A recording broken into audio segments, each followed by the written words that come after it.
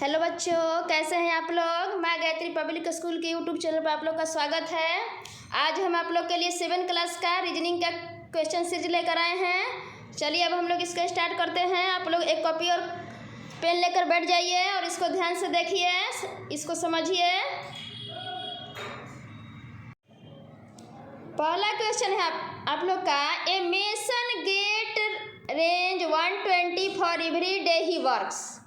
If he got range 2880 for the month of January, then for how many days he was absent? करे कि एक मिस्त्री जो है वह एक दिन का काम का कितना उसको मिल रहा है, 120 रुपये मिल रहा है। अगर वह प्रत्येक दिन काम करता है तो एक दिन का कितना मिल रहा है, 120 रुपये मिल रहा है।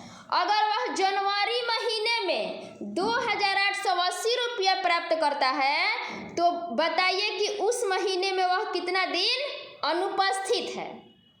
तो चलिए अब इसको हम बनाते हैं।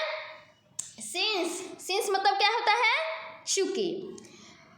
ए mason get range 120 for every day he works, इसका अर्थ हुआ कि एक मिस्त्री जो है वह एक दिन काम करने का कितना उसको मिलता है, 120 रुपया मिलता है।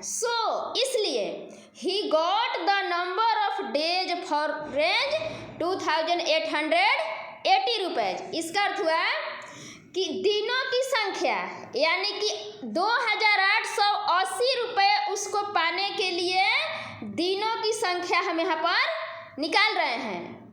तो यहाँ पर 2880 बटा 120 यहाँ पर हम कर देंगे तो वह जो हमको पता चल जाएगा कि 2880 रुपये वो जो प्राप्त किया है उसमें उसको कितने दिन में वो उतना उसको प्राप्त हुए हैं। तो 0 से 0 यहाँ पर कट गया और 288 में हम 12 से भाग दिए तो कितना बार में कटेगा, 24 बार में, यानी कि 24 दिन।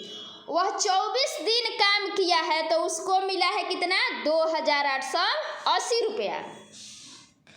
तो अब यहाँ लिखेंगे 24 डेज ही वर्क्स। वह कितना दिन किया है काम, वह काम किया है आपका 24 दिन। इसलिए the number of days he was absent in January.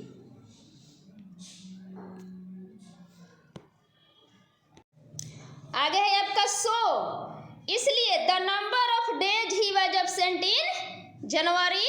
इसका अर्थ हुआ आपका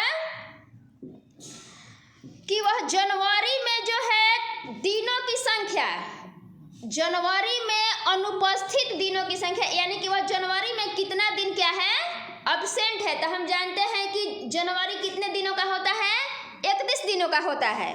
तो वह काम किया है कितना दिन, 24 दिन काम किया है। तो 31 में से हम 24 घटा देंगे यानी कि 6 दिन वह क्या है, एब्सेंट है।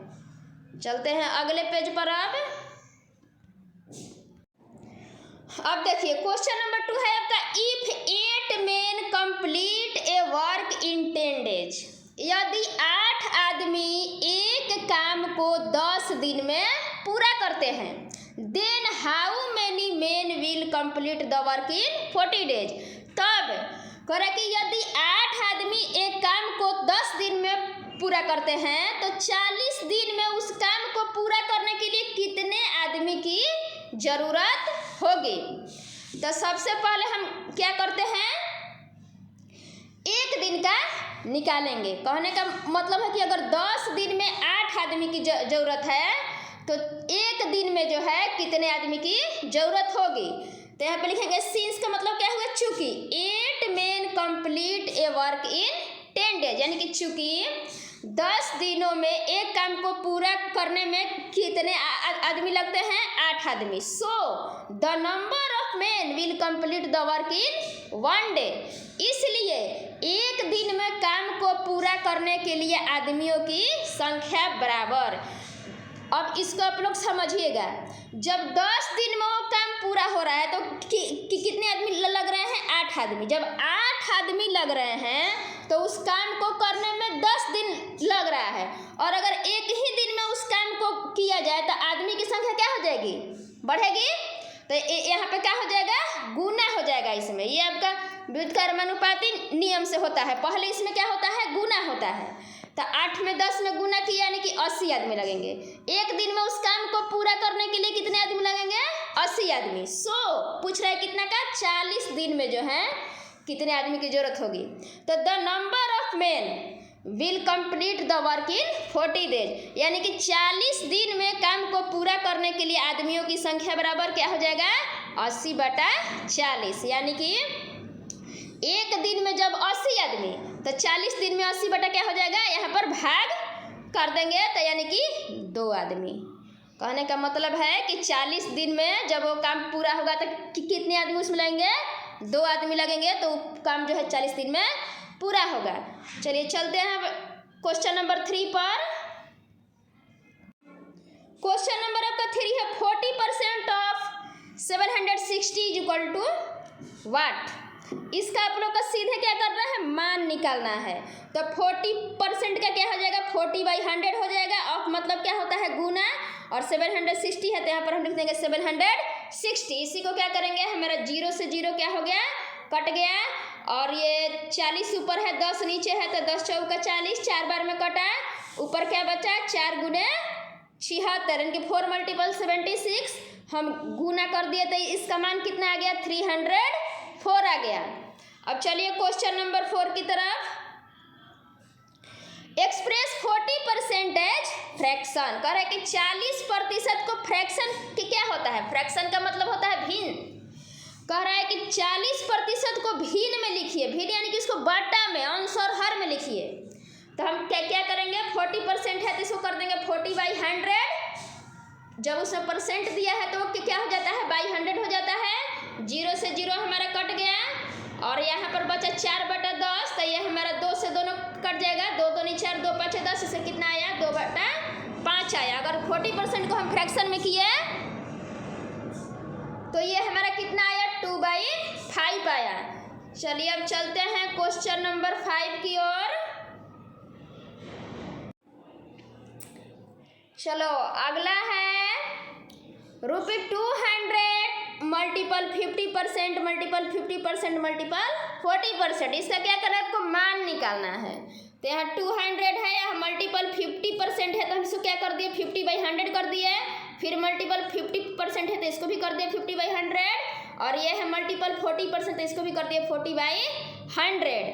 अब इसमें जो जो कट रहा है उसको क्या कर देंगे, कटा देंगे। ये 2 0 से ये 2 0 कट गया, ऊपर ये 1 0 से फिर यहाँ 1 0, ये 1 0 से यहाँ 1 0, और ये 1 0 से यहाँ 1 0 कट गया। नीचे का टोटल 0 का कट गया। ऊपर हमारा नीचे का सब नहीं कटा है, यहाँ पर देखिए 10 बचा हुआ है।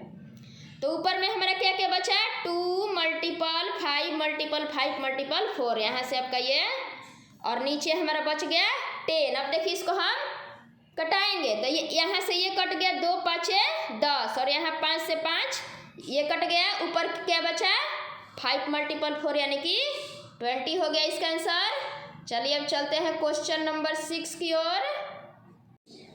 क्वेश्चन नंबर हमारा 6 है find the simple interest on A range 7504% पर एनुअल फॉर ए ईयर।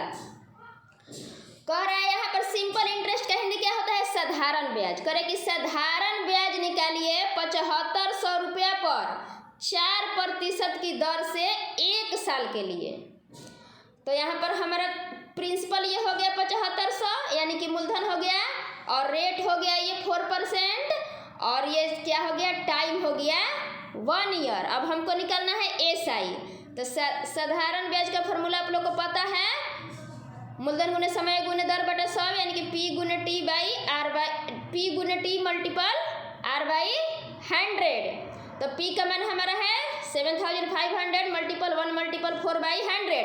2 0 से 2 0 यहाँ कट गया। ऊपर में क्या बचा, 75 मल्टीपल 4, यानी कि इसको गुना किए तो कितना आया, 300 रुपीज़। यहाँ पर हमारा सिंपल इंटरेस्ट निकल कर आ गया 300। अब हम लोग चलते हैं क्वेश्चन नंबर 7 की ओर। चलिए क्वेश्चन नंबर आपका 7 है find the average of first 17 odd numbers. कह रहा है कि प्रथम 17 विषम संख्याओं का औसत औसत निकाले। एवरेज मतलब क्या होता है? औसत होता है। एवरेज का मतलब होता है औसत। प्रथम 17 ऑड नंबर यानी कि विषम संख्या। तो आपको पता है कि विषम संख्या किसे कहते हैं? विषम संख्या जिस संख्या में 2 से भाग देने पर वह पूरा पूरा नहीं कटे उसे हम कहते हैं विषम संख्या। तो प्रथम 17 को हम क्या करेंगे? विषम संख्या लिख लेंगे। First 17 odd number is equal to क्या क्या हो जाएगा? सबसे छोटी विषम संख्या क्या है? 1, उसके बाद 3, 5, 7, 9, 11, 13, 15, 17, 19, 21, 23, 25, 27, 29, 31, 33 यानी कि पूरा हम काउंट करेंगे तो कितना आ जाएगा? 17 आ जाएगा। वही करें कि प्रथम 17 विषम संख्या क्या औसत निकाले। तो औसत बराबर आप लोग को पता है क्या होता है? Sum of the numbers by count of the number यानी कि कुल संख्याओं का जोड़ बटा कुल संख्या। कुल संख्याओं का जोड़ बटा कुल गिनती कहेंगे या कुल संख्या। तो इस सब को हम क्या करेंगे? जोड़ देंगे। 1 + 3 + 5 ऐसे कर करके और नीचे क्या हो जाएगा? हमारा टोटल नंबर कितना है? 17 है। तो नीचे हम लिख देंगे 17। अब इसको हम जोड़ रहे हैं तो कितना आ रहा है? हमारा आ रहा है 289 और ये हमारा 17 से 17 बार में कट जाएगा यानी कि प्रथम 17 विषम संख्याओं का एवरेज हमारा कितना आएगा? 17 ही आएगा। इसका एक ट्रिक है, average of first n odd number is equal to n यानी कि प्रथम जितना भी यहाँ पर हम अंक लिखेंगे कि प्रथम इतने विषम संख्या का औसत जो है वही संख्या आएगा। कोई भी प्रथम जितना भी संख्या हम लेंगे विषम संख्या उसका एवरेज क्या आएगा? वही आएगा। जैसे यहाँ पे क्या था? 17 कि प्रथम 17 विषम संख्याओं का एवरेज क्या आया? 17। तो उसका यहाँ पर ये ट्रिक हो गया कि average of first n odd number is equal to n। So average of first 17 odd number is equal to 17। इसलिए प्रथम 17 विषम संख्याओं का औसत कितना हुआ? 17 हुआ। चलिए अब चलते हैं हम क्वेश्चन नंबर 8 की। 8 आपका क्वेश्चन है find the average of first 15 even numbers. उसमें आपका ऑड नंबर था प्रथम 17 का और इसमें प्रथम 15 इवन नंबर का औसत पूछ रहा है। इसका अर्थ हुआ कि प्रथम 15 सम संख्या का औसत निकाले। तो सम संख्या आपको पता है कि इसे कहते हैं जिस संख्या में 2 से भाग देने पर पूरा पूरा कट जाए उसे हम क्या कहते हैं? सम संख्या कहते हैं। तो इसका भी हम ट्रिक से बना लेंगे। ट्रिक इसका होता है average of first n even number is equal to n + 1 यानी कि फर्स्ट जो है सम संख्या का अगर एवरेज निकालना है तो वह जितना संख्या रहेगा उसमें हम कितना जोड़ देंगे? 1 जोड़ देंगे। तो जैसे 15 को पूछ रहा था यहाँ पर तो हम क्या कर देंगे? सीधे कर देंगे 15 + 1 यानी कि इसका 16 आ जाएगा एवरेज। इसका आप लोग एवरेज निकाल के भी देख सकते हैं। 2 + 4 + 6 + 8 ऐसे करके 15 को और उसका एवरेज निकालेंगे आपका आ जाएगा 16। आप लोग इसको निकाल करके जरूर देखिएगा। चलिए चलते हैं क्वेश्चन नंबर 9 की ओर।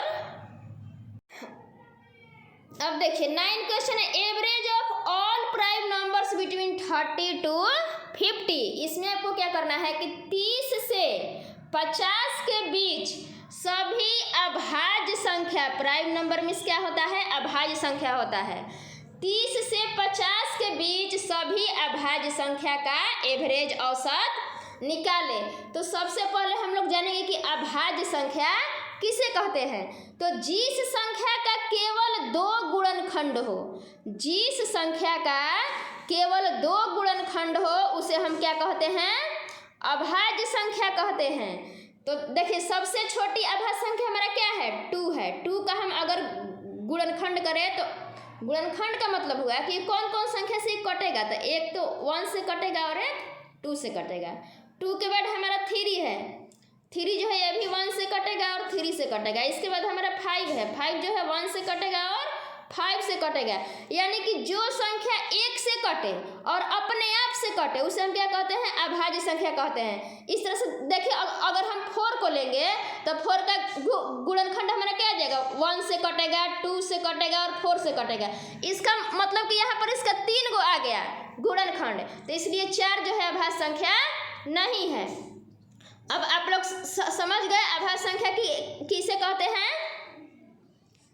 चलिए अब तो हमको 30 और 50 के बीच अभाज्य संख्या निकालना है। तो 30 के बाद हमारा क्या आता है 31, यानी कि 31 जो है केवल 1 से कटेगा और अपने आप से कटेगा, 31 से कटेगा। तो ये हमारा क्या हो गया अभाज्य संख्या हो गया। उसके बाद हमारा 37 है जो केवल 1 और 37 से कटेगा। उसके बाद 41 है, 43 और 47 है। हमको 30 और 50 के बीच निकालना था अभाज्य संख्या का एवरेज। तो अब हम लिखेंगे average equal to sum of the numbers by count of the numbers. कुल संख्याओं का जोड़ बटा कुल संख्याओं की गिनती या कुल संख्याओं का जो अंक जितना है जो उसको गिन लेंगे कितना है, इसको पहले जोड़ेंगे 31 + 37 + 41 + 43 + 47 बाई कितना है ये 5 संख्याएँ हैं। तो 5 यहाँ पर लिख दिया। जोड़े तक कितना आया हमारा आया 199। अब नीचे इसमें 5 से भाग दे दिए तो हमारा आया 39.8। इसका क्या हो गया एवरेज हो गया। अब हम लोग चलते हैं क्वेश्चन नंबर 10 की ओर। आप लोग अंत तक वीडियो में बने रहिए। अब देखिए क्वेश्चन नंबर 10 है find the area of a square with A perimeter of 76 centimetre. कह रहा है कि एक वर्ग का क्षेत्रफल निकाले जिसका परिमाप जो है 76 सेंटीमीटर है। तो वर्ग आप लोग जान रहे हैं ये वर्ग है जिसकी चारों भुजा बराबर होती है, 4 भुजाओं से घिरी बंधाकृति जिसकी चारों भुजा बराबर होती है और चारों कोण 90 डिग्री का होता है। तो इसका परिमाप यानी कि चारों तरफ का घेरा होता है। परिमाप किसको कहते हैं, इस चारों तरफ के घेरे को हम क्या कहते हैं परिमाप कहते हैं। तो अब देखिए इसका परिमाप दिया हुआ है 76 सेंटीमीटर। तो हमको निकालना क्या है इसका एरिया निकालना है। तो एरिया का फॉर्मूला आप लोग को पता है कि a square of the area equal to होता है साइड मल्टीपल साइड। तो हमको जरूरत किसकी है साइड की जरूरत है। दिया है क्या पेरीमीटर दिया है। तो जब पेरीमीटर दिया है तो हमारा साइड निकल जाएगा। A side of a square equal to क्या होता है पेरीमीटर बाई 4 परिमाप बटा 4। परिमाप में हम 4 से भाग दे कितना आया 19 आया। 90 सेंटीमीटर हमारा क्या है ये हमारा एक भुजा है साइड है। तो अब हमारा निकल जाएगा the area of a square is equal to side multiple side, यानी कि 19 × 19 इज इक्वल टू क्या हो जाएगा आपका 19 और 19 में हम मल्टीपल किए तो हो जाएगा 361 सेंटीमीटर स्क्वायर। किसी भी क्षेत्र का अगर हमको क्षेत्रफल निकालना होता है तो उसके यूनिट को हम क्या में लिखते हैं स्क्वायर में लिखते हैं। चलिए चलते हैं क्वेश्चन नंबर 11 की ओर। क्वेश्चन नंबर 11 है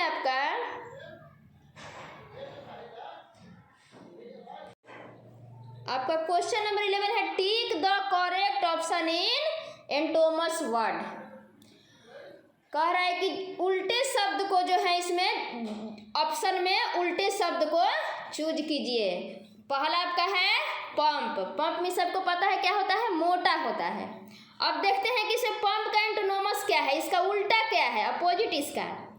तो यहाँ शॉर्ट मतलब क्या होता है छोटा होता है, ओल्ड मतलब पुराना या बुढ़ा होता है, स्लिम मतलब पतला होता है और फैट मतलब ही क्या होता है मोटा होता है। तो यहाँ हमको पंप मतलब भी मोटा होता है तो यानी कि इसका अपोजिट क्या हो गया स्लिम। स्लिम यानी कि पतला, ये इसका हो गया अपोजिट। अब चलते हैं दूसरे नंबर पर। दूसरा आपका है सॉलिड। सॉलिड मतलब क्या होता है ठोस होता है। आपका ऑप्शन यहाँ पर दिया है सॉलिड मतलब ठोस, बाई मतलब खरीदना होता है, सॉफ्ट मतलब क्या होता है मुलायम होता है और यहाँ लिक्विड है यहाँ आई रहेगा। लिक्विड मतलब क्या होता है द्रव होता है जो बहता हुआ होता है। तो सॉलिड का यहाँ पर एंटोनोमस क्या हो जाएगा लिक्विड, हमारा यहाँ पर आंसर हो जाएगा। चलिए आगे आपका है तीसरा डिस्पाइज है। डिस्पाइज मतलब होता है घृणा करना। क्या होता है घृणा करना। अब इसका एंटोनोमस यहाँ पर खोजते हैं। नीड मतलब होता है जरूरी, लाइक मतलब पसंद करना होता है, लव मतलब प्रेम करना होता है और हेट मतलब भी होता है नफरत करना। तो यहाँ घृणा करना का अपोजिट क्या हो जाएगा प्रेम करना, यानी कि आपका इसका ऑप्शन नंबर सी जो है सही हो जाएगा। आगे आपका 4 है श्रिंक। श्रिंक मतलब होता है सिकुड़ना। और अब इसमें हम खोज रहे हैं इसका एंटोनोमस क्या होगा स्मॉल मिस होता है छोटा, बिग मतलब बड़ा, एक्सपैंड मिस होता है फैलना या विस्तार और डार्क मिस होता है अंधेरा। तो श्रिंक मतलब होता है सिकुड़ना और एक्सपैंड मतलब होता है विस्तार यानी कि फैलना। इसका अपोजिट हो जाएगा एक्सपैंड। चलिए अब चलते हैं आगे 5 पर। 11 का 5 कम मतलब सबको पता है कम मतलब आना होता है। तो इसमें खोजते हैं इसका एंटोनिमस, इसका अपोजिट खोजते हैं। गो मतलब जाना, लाफ माने हंसना, वीप माने रोना और क्राई मतलब होता है चिल्लाना। तो हमारा आना का उल्टा क्या हो जाएगा? गो हो जाएगा, जाना हो जाएगा। चलिए अगला आपका है 6 फास्ट। फास्ट मतलब क्या होता है? तेज। और ये हो जाएगा ब्रेव। इसका हम यहाँ पर खोजते हैं अपोजिट, एंटोनिमस खोजते हैं। ब्रेव मतलब बहादुर, स्लो माने धीरे, इल माने बीमार और हेल्दी मतलब स्वस्थ। यानी कि फास्ट का हमारा एंटोनिमस क्या हो जाएगा? स्लो। फास्ट माने तेज, स्लो माने धीरे। अब देखिए यहाँ पर मैन है। मैन मतलब क्या होता है? आदमी या मानव। यहाँ पर क्या हो जाएगा? डीमन है, यहाँ बेबी है, गर्ल है, डॉक्टर है। डीमन मीन्स क्या होता है? राक्षस होता है, राक्षस या दानव। बेबी मतलब बच्चा, गर्ल मतलब लड़की, डॉक्टर मतलब चिकित्सक। इसको हिंदी में क्या बोलते हैं? चिकित्सक बोलते हैं। तो मैन मतलब मानव, तो डीमन मतलब दानव। इसका ये हो जाएगा अपोजिट। चलिए अब चलते हैं क्वेश्चन नंबर 12 की ओर। 12 हमारा क्वेश्चन है चूज द ऑड वन। इसमें एक जो है सब में विषम है यानी कि अलग है। ये चारों में एक एक क्या है? अलग है। उसमें से आपको चूज करना है इसमें से कौन अलग है। पहला आपका है चीन, चाइना, जापान, अमेरिका। अब देखिए यहाँ पर चाइना, जापान और अमेरिका क्या है? देश का नाम है। और ये चीन मतलब हम लोग इसको क्या बोलते हैं? सिकड़ी बोलते हैं अपनी भाषा में। तो यहाँ पर ये क्या हो गया? अलग हो गया। तो ये हमारा हो गया इसका आंसर। आगे आपका बी है असम, गुजरात, महाराष्ट्र और पटना। अब देखिए इसमें असम, गुजरात और महाराष्ट्र क्या है? राज्य है। और ये हमारा पटना क्या है? राजधानी है। ये पटना जो है हमारा राजधानी है। तो ये इन चारों में ये क्या हो गया? पटना अलग हो गया। अब देखिए सी हमारा है संडे, जून, मंडे, ट्यूसडे। अब इसमें देखिए संडे, मंडे और ट्यूसडे ये क्या है? डेज का नाम है, दिनों के नाम है। और जून जो है हमारा मंथ का नाम है, इसलिए क्या है? इसमें अलग हो गया। अब यहाँ देखिए डी जो है होली, ईद, दिवाली और रक्षाबंधन। इसमें होली, दिवाली और रक्षाबंधन हिंदुओं का त्यौहार है। और यहाँ ईद जो है मुस्लिमों का त्यौहार है। ये इन तीनों से क्या हो गया? अलग हो गया। ई है सब्जेक्ट हिंदी, इंग्लिश और उर्दू। इसमें हिंदी, इंग्लिश और उर्दू क्या है? लैंग्वेज है, भाषा है। लेकिन यहाँ सब्जेक्ट जो है इसमें क्या हो गया? सब्जेक्ट मतलब विषय होता है, ये हो गया अलग हो गया। आगे आपका एफ है रेड, ब्लू, बैंक, पिंक। यहाँ रेड, ब्लू और पिंक क्या है? कलर का नाम है। और ये बैंक मतलब ये ब्लैक नहीं, ये बैंक है। बैंक मतलब किनारा भी होता है। तो ये इससे क्या हो गया? अलग हो गया। आगे आपका जी है रोड, बस, ट्रक, जीप। इसमें बस, ट्रक और जीप क्या है? यातायात के तीनों साधन है। लेकिन यहाँ रोड क्या हो गया? ये दूसरा चीज हो गया। ये रोड मतलब क्या होता है? सड़क होता है। और ये एच हो गया नीम, बनियान, पीपल, लोटस।